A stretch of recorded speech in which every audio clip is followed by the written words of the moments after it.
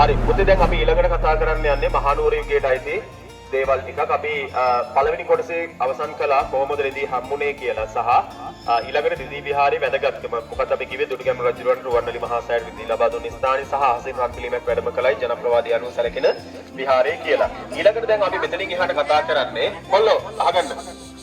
මහනුවර යුගයේදී මොනවද මේ විහාරය හැදුනේ කියන කාරණා. ඒක ටියුට් එකේ පැහැදිලිව තියෙනවා කීර්ති ශ්‍රී රාජසිංහ රජුරු තමයි මේ විහාරය මේ විදිහට ප්‍රතිසංස්කරණය කියන කලේ කියලා සඳහන් කරලා තියෙනවා. ඔව් දැන් අපි මෙතනින් පටන් ගන්නවා දරුවනේ විහාරය බලන්න.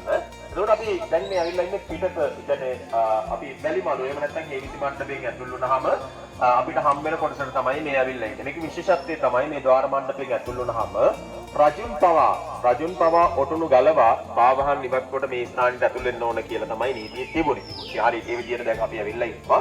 ඔයගොල්ලන්ට පේනවා ඇද්දි මේ ලෙන දිහා බලපුවාම මේ ලෙනේ විශාලත්වය කොච්චරද කියලා. හරි ලංකාවේ තියෙන ලෙන් විහාර අතරින් මම හිතන්නේ මගේ මතක හැටියට දෙවනි ස්ථානය ගන්න ඓතිහාසික රෙදි විහාරය රංගිරි දමුල්ලට ඇරෙන්න. ඊළඟට පුතේ මේ විහාරයේ චිත්‍ර කර්මාන්තය ගත්තොත් එහෙම යුග කීපයකට අයිති වෙනවා. නමුත් දැන් අපිට 100ක් නෙමෙයි 70ක් විතර තහවුරු කරන් තියෙනවා මහනුවර යුගයේ. සායතන විහාර දඹදිනියටත් අයිති චිත්‍ර කීපයක් තියෙනවා. ඒකේ සාක්ෂි තමයි අපි මේ දසින්නේ පිටත විතර. පිටත පිට කිව්වේ පිටත බිත්තිය. ඔයගොල්ලෝ දන්නවද කටාරම කියන්නේ මොකක්ද කියලා? කටාරම කපන්නේ ඇයි පුතේ? ලෙන් විහාරවල උමරික කියන්නේ 16. හරි උත්තරය ආවා. මොකද හේතුව කටාරම? ගුහාව ඇතුළට වතුරෙන් නැති වෙන්න තමයි මේ කටාරම නිර්මාණය කරන්නේ. නිසා ඔයගොල්ලන්ට පැහැදිලිව පේනවා මේ ඉහළ උළු ටික ලස්සනට තියෙනවා. මේ යට කොටසේ තමයි නේද දියසෙවල් බැඳලා තියෙන්නේ. නේද? එතකොට කොහෙටද උති වතුර වැටෙන්නේ? අර ලේයර් එකෙන් කෙලින්ම පල්ලෙහාට තමයි වැටෙන්නේ. දැන් අපේ හම්දුරු වැඩ ඉන්න තැන ඉතාලම ලස්සනට කටාරමක් පැහැදිලිව දකින්න තියෙනවා. අපි එතනින් බලමු. ඊළඟට පිටත චිත්‍ර. සාමාන්‍යයෙන් මහනුවර යුගයේ විහාරස්ථානවල පුතේ ඇතුළත චිත්‍ර ඇදුනා විනා ලෙනෙන් පරිබාහිරව චිත්‍ර නිර්මාණය වුණා කියලා දැනගන්නේ නැහැ.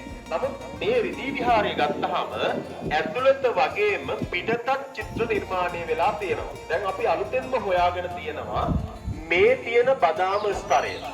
මේ තියෙන බදාම ස්තරය මහනුවර යුගයේදී නිර්මාණය වෙච්ච එකක් නොව ක්‍රිස්තු වර්ෂ 7 වෙනි 6 වෙනි සියවස්වල පවා මේ පිටත බිත්තියේ චිත්‍රය නැත්නම් මේ බදාම ලේයරේ තිබුණා කියලා දැනට හොයාගෙන තිනවා. අපි ඒක තාම පරිශන මට්ටමේ තියෙන. නමුත් ඇඳලා තියෙන චිත්‍ර ටික පැහැදිලිව අපිට කියන්න පුළුවන් මහනුවර යුගයේදී චිත්‍ර නිර්මාණය වුණේ කියලා. ඉස්කෝලේ විෂයක් විදිහට චිත්‍ර කරන දරුවන්ට උසස්. හරි. මොන පුතේ ඕගොල්ලන්ට හරි වැදගත් වෙනවා. කොහොමද චිත්‍රයක් නිර්මාණය කරන්න පදනම් කරගන්නේ මූලාකෘතිය කියන කාරණාව.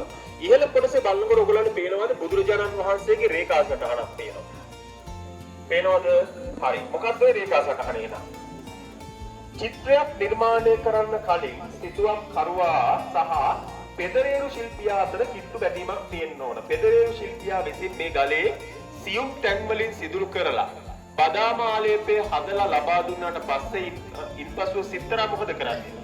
මේකේ පුතේ පිළ එකක් ගන්නවා. අපි කියන්නේ සුදු පාටට හදා ගන්නවා. හදාගෙන මෙන්න මේ රේඛා සටහන නිර්මාණය කරනවා. Tamanට චිත්‍රය අඳින්න අවශ්‍ය කරන පිළිමේ ස්කේල් එක හදාගන්න. කියන්නේ අපිට කියනවා මොකද්ද?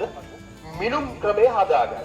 එහෙම රේඛා සටහනක් ඇඳලා ඒ මත තමයි චිත්‍රය නිර්මාණය කරලා තියෙන්නේ. දැන් ඔයගොල්ලන්ට මේකේ පැහැදිලිව පේනවා. ඉතින් බුදු පිළිම වහන්සේගේ මධ්‍ය රේඛාවක් තියෙනවා. උරබාහුව දෙපසින් වෙනම රේඛා සටහන් දෙකක් තියෙනවා. උරබාහුව දෙක පිටට යන්නේ නැති වෙන විදිහට. ඊළඟට ශීර්ෂ පතේ ඉඳලා නලල් තලයේ රේඛා සටහන් දෙකක් තියෙනවා. ඔය ආදි වශයෙන් මිනුම් ක්‍රමය සකස් කරගෙන තියෙනවා. මේ චිත්‍රය අපිට දකින්න තියෙන පුතේ රිදී විහාරේ පමණයි. පැහැදිලිද? ඒ නිසා චිත්‍ර කරන දරුවන්ට හරිය වැදගත් වෙනවා.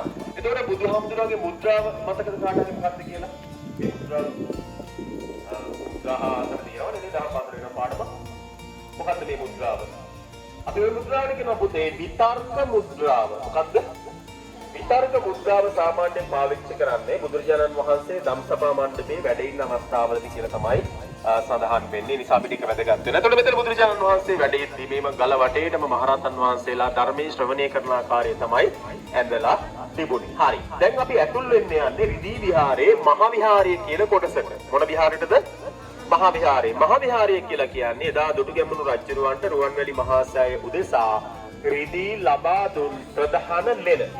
මේ ලෙන ඇතුලේ තමයි අර මම පෙර සඳහන් කරපු ගැමුණු රජු විසින් නිර්මාණය කළ රන්පිලිම හාමුදුරුවෝ වැඩ ඉන්නේ. හරි. දෙවනි කතන්දරේ දැන් මේ විහාරයේ ශාගන්න මේ විහාරේ පුතේ නැවත වතාවක් මහනුවරදී ප්‍රතිසංස්කරණය වෙලා තියෙනවා. මේකේ හරි වැදගත් වෙන සිද්ධියක් තියෙනවා. ඊළඟට ඔයගොල්ලන්ට වැදගත් වෙන රිදී විහාරය සම්බන්ධව. මේක දාගන්න.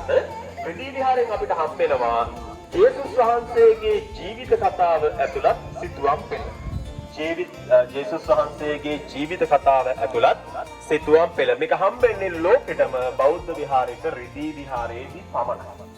ජේසුස් වහන්සේගේ ජීවිත කතාව සිතුවමින් දැකිය හැකි ලොව එකම බෞද්ධ විහාරය. ජේසුස් වහන්සේගේ ජීවිත කතාව සිතුවමින් දැකිය හැකි ලොව එකම බෞද්ධ විහාරය. හරි.